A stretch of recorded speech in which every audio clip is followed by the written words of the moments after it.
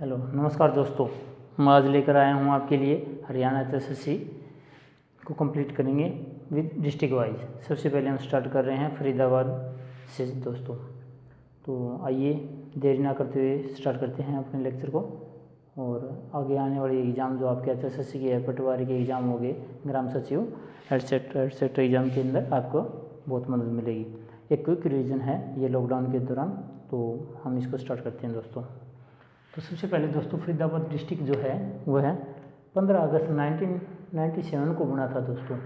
Area इसका 741 kilometre square है। SSC का इंपॉर्टेंट बार बार रिपीटिव क्वेश्चन है सर, क्या कि सबसे कम क्षेत्रफल वाला ज़िला कौन सा है, तो हम कहेंगे सबसे कम क्षेत्रफल वाला ज़िला है आपका फरीदाबाद है दोस्तों। उसके बाद सेकंड स्मॉलेस्ट एरिया पंचकुला का है दोस्तों, जैसा कि आपको दिखाई दे रहा है पंचकुला का एरिया है, सेकंड स्मॉलेस्ट एरिया है 741 किलोमीटर स्क्वायर। अगर एग्जाम के अंदर आपके पास क्वेश्चन आता है और उसके अंदर फरीदाबाद ऑप्शन में नहीं है, पंचकुला ऑप्शन में है, तो आप पंचकुला पर टिक करोगे दोस्तों। नेक्स्ट चलिए, अब फरीदाबाद का जो नाम है 1607 ईस्वी में एक राजा शेख फरीद होता था, उसके नाम पर फरीदाबाद को बसाया गया था। ये जहांगीर का एक खजांची था, उसने फरीदाबाद को बसाया था, तो उस फरीद के नाम पर राज्य ज़िले का नाम फरीदाबाद रखा गया है दोस्तों। उसके बाद क्या है कि इसको हम औद्योगिक नगरी कहते हैं। और नगरीय जनसंख्या सर्वाधिक इसी की है दोस्तों। सबसे ज़्यादा अगर नगरीय जनसंख्या किसी ज़िले की देखेंगे तो हमें वहाँ पर ऑप्शन होगा, तो हम सिर्फ फरीदाबाद को टिक करेंगे। सबसे ज़्यादा नगरीय जनसंख्या, सबसे ज़्यादा जनसंख्या घनत्व किस तरह होता है? जनसंख्या घनत्व होता है आपका 1 किलोमीटर स्क्वायर एरिया के अंदर जितने लोग रह रहे हैं उसको हम कहेंगे कि वो उस पॉपुलेशन का क्या है? जनसंख्या घनत्व है। तो सबसे ज़्यादा जनसंख्या घनत्व देखा जाए तो 2442 व्यक्ति प्रति वर्ग किलोमीटर स्क्वायर में आपके फरीदाबाद के अंदर रह रहे हैं। उसके बाद दोस्तों क्या है, इसको हम डॉक्टर राजेंद्र प्रसाद के सपनों का शहर भी कहते हैं। ये एक मॉडर्न टाइप में बसाया हुआ शहर है, जो डॉक्टर राजेंद्र प्रसाद शर्मा का एक सपना था कि दिल्ली के आसपास के एरिया में एक डेवलप्ड एरिया बसाया जाए, तो हम इसको कह सकते हैं कि डॉक्टर राजेंद्र प्रसाद के सपनों का शहर कौन सा है? फरीदाबाद, अगर क्वेश्चन आता है तो। उसके बाद देखिए दोस्तों, सबसे पहला नगर निगम 1993 के अंदर फरीदाबाद ही है। सबसे पहले जो नगर निगम बसाया गया था वो फरीदाबाद था दोस्तों। टोटल 10 नगर निगम है अभी हमारे पास। अम्बाला को एक बार नगर निगम से निकालने का काम स्टार्ट किया गया था, लेकिन फिर दोबारा से सरकार ने क्या कहा, अम्बाला को अब हम नगर निगम रखेंगे और अम्बाला जो शहर है उसको सदर के अंदर कन्वर्ट कर दिया गया है दोस्तों। तो अभी टोटल 10 नगर निगम है, घबराने की जरूरत नहीं है। पहला नगर निगम 1993 के अंदर फरीदाबाद था दोस्तों। अगर हम बात करें कि थर्मल पावर प्लांट होते हैं, वो उसी तरह एक गैसीय पावर प्लांट भी होते हैं जिसमें गैस के थ्रू उन प्लांट को रनिंग किया जाता है दोस्तों। तो सबसे पहला और इकलौता, यानी कि हमारे हरियाणा के अंदर एक ही गैस तापीय परियोजना है जिसकी कैपेसिटी है 1500 मेगावाट, वो भी फरीदाबाद ज़िले के अंदर है दोस्तों। उसके बाद फर्स्ट वर्चुअल कोर्ट है, वो फरीदाबाद के अंदर है दोस्तों। फर्स्ट वर्चुअल कोर्ट जो है फरीदाबाद के अंदर, उसका मेन काम क्या है दोस्तों, जब हम ट्रैफिक डिपार्टमेंट चालान काटता है लोगों के, तो उन चालान को ऑनलाइन पेमेंट जल्दी से जल्दी हो सके, उसके लिए वर्चुअल कोर्ट यहाँ फरीदाबाद में लगाई गई थी। तो अगर क्वेश्चन आए कि फर्स्ट वर्चुअल कोर्ट कहाँ पर है, तो हम कहेंगे, जवाब देंगे फरीदाबाद के अंदर दोस्तों। उसके बाद आगे चलते हैं दोस्तों, पुलिस कमिश्नरी हमारे पास 3 है दोस्तों। एक फरीदाबाद के अंदर है, एक पंचकुला के अंदर है और एक गुरुग्राम के अंदर है। तो 3 हमारे पास पुलिस कमिश्नरी है दोस्तों।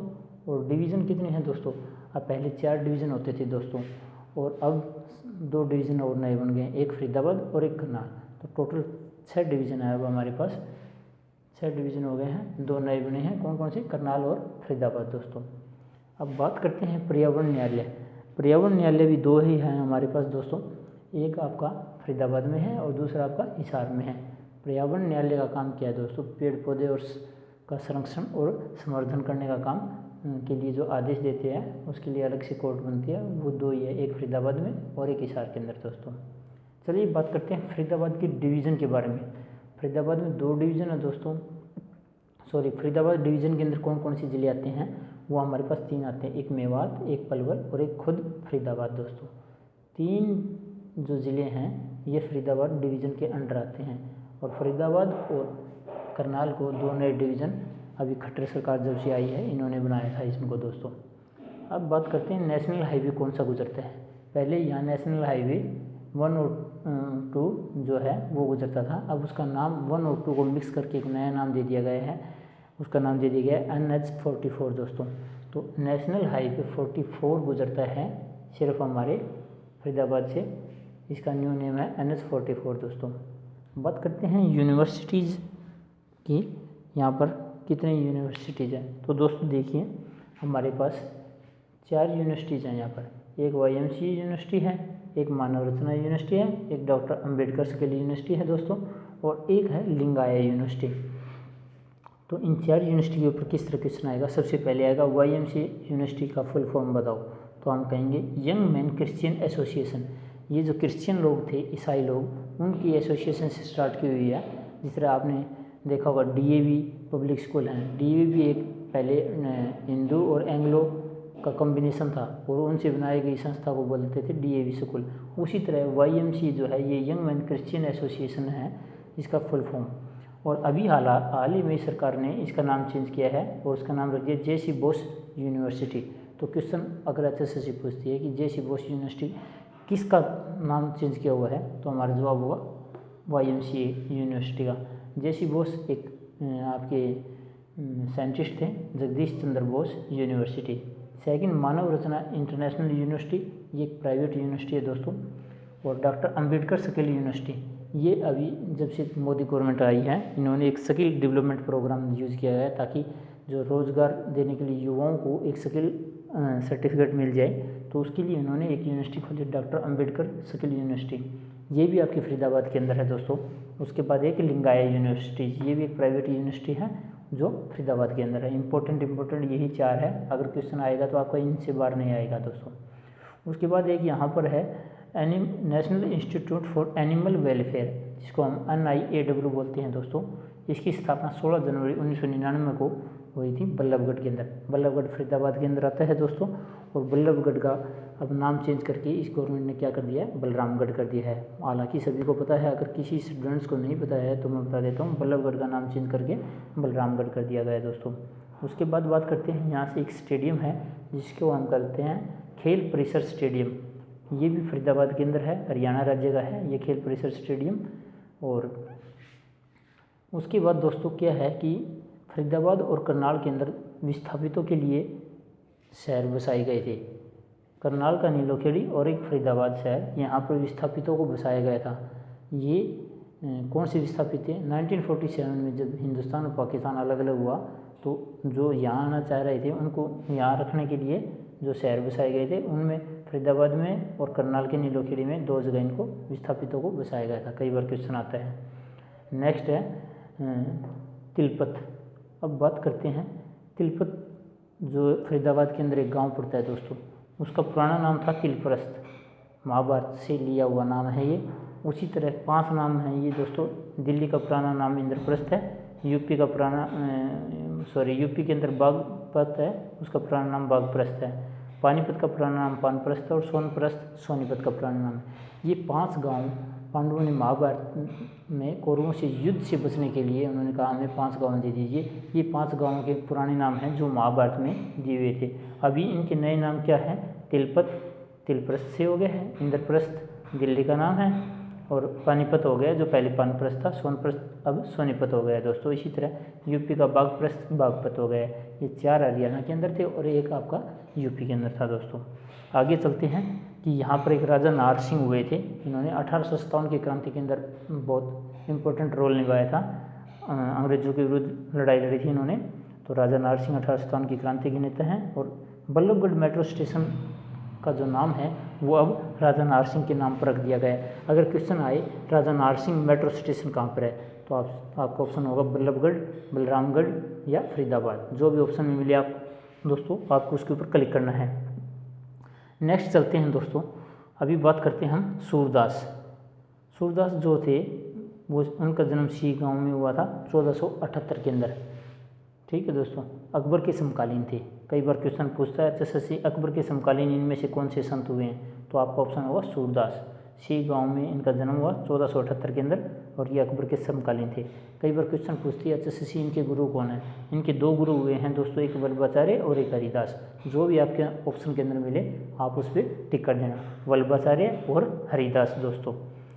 उसके बाद बात करते हैं एक और व्यक्तित्व की, वो है गोपाल सिंह। इनका जन्म भी सिही गांव में हुआ है, फरीदाबाद में। जाट रियासत के संस्थापक माने जाते हैं दोस्तों ये। और कुछ 2-4 व्यक्ति और हैं, जैसे कि सोनू निगम है, ऋचा शर्मा है और अजय रात्रा है दोस्तों। अजय रात्रा क्रिकेटर हैं, ऋचा शर्मा और सोनू निगम दोनों के दोनों सिंगर हैं, आपको पता ही है। नेक्स्ट बात करते हैं, कुछ यहाँ पर मज़ार भी मिले हैं जो पुराने टाइम के मुगलों के समय के हैं, जैसे कि बाबा फरीद टॉम्ब। फरीद टॉम्ब का मतलब क्या है, फरीद का मकबरा। ये जिस नाम से पता चल रहा है कि शेख फरीद ने फरीदाबाद को बसाया था, तो ओबियसली उसका जो मकबरा होगा वो कहाँ मिलेगा हमें, वो हमें फरीदाबाद में मिलेगा, बाबा फरीद की टॉम्ब। उसके बाद सराय ख्वाजा की मज़ार। सराय ख्वाजा गांव है फरीदाबाद के अंदर, वो जो मज़ार है फेमस है दोस्तों। कई बार क्वेश्चन में पूछा HSSC ने सराय ख्वाजा की मज़ार कहाँ है, तो फरीदाबाद के अंदर है। और एक टूरिस्ट कॉम्प्लेक्स है दोस्तों यहाँ पर, उसका नाम है मैगपाई। आगे चलते हैं दोस्तों, कुछ बचा हुआ करते हैं। अब क्वेश्चन पूछेगा कि यमुना नदी फरीदाबाद के कौन से हिस्से में बहती है, तो हमारा जवाब होगा यमुना नदी फरीदाबाद के पूर्व में बहती है दोस्तों। पूर्व की दिशा में बह रही है, और यूपी और हरियाणा को बीच में एक बॉर्डर लाइन है आपकी यमुना नदी दोस्तों। उसके बाद देखो दोस्तों, तिगांव एक गांव है जिसको अमर शहीदों का गांव कहा जाता है। ये क्वेश्चन भी HSSC ने बहुत बार रिपीट किया हुआ है, और हम इसके अंदर वही टॉपिक और वही पॉइंट को कवर अप करने की कोशिश कर रहे हैं जो बार बार आ रहे हैं क्वेश्चन HSSC के थ्रू, और वेरी इंपॉर्टेंट है दोस्तों। तो तिगांव क्या है, अमर शहीदों का गांव बोला जाता है इसको।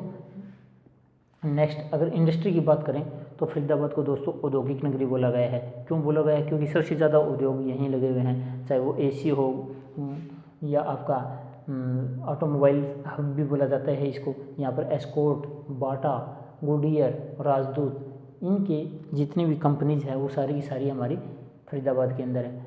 क्वेश्चन आपकी जनरल नॉलेज चेक करने के लिए पॉइंट ऑफ व्यू से HSSC क्वेश्चन पूछती है, जो एस्कॉर्ट कंपनी है वो क्या प्रोडक्ट तैयार करती है। आपको पता होना चाहिए एस्कॉर्ट कंपनी ट्रैक्टर तैयार करती है। बाटा आपके जूतों के लिए है, गुडियर के अंदर आपके टायर बनते हैं दोस्तों। नेक्स्ट फरीदाबाद के अंदर मेहंदी उद्योग भी है दोस्तों।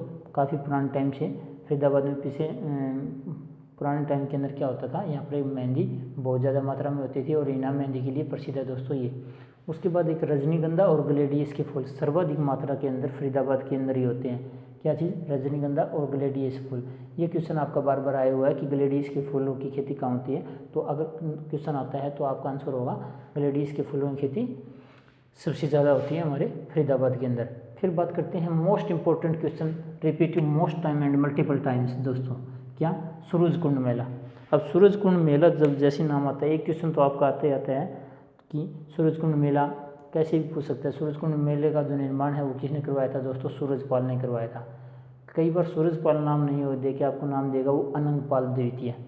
तो दोस्तों जो सूरजपाल के फादर थे उसका नाम था अनंगपाल प्रथम, तो उनकी औलाद हुई तो इनका नाम क्या होगा दोस्तों, उनका नाम अनंगपाल द्वितीय होगा। सिंपल सी बात है। जिस तरह में आजकल आप लॉकडाउन के अंदर क्या देख रहे हो दोस्तों, आप देख रहे हो रामायण। रामायण के अंदर मेघनाथ है, मेघनाथ का नाम क्या है, इंद्रजीत। इंद्रजीत क्यों दिया, क्योंकि उसने इंद्र को जीता लिया, इसलिए उसका एक समानार्थक शब्द निकाल दिया, इंद्रजीत और मेघनाथ। इसी तरह अनंगपाल प्रथम का लड़के को हम बोलेंगे अनंगपाल द्वितीय या सूरजपाल दोस्तों। सूरजकुंड मेला कब से स्टार्ट हुआ दोस्तों, 1987 के अंदर इसको स्टार्ट किया था दोस्तों, फर्स्ट टाइम 1987 के अंदर।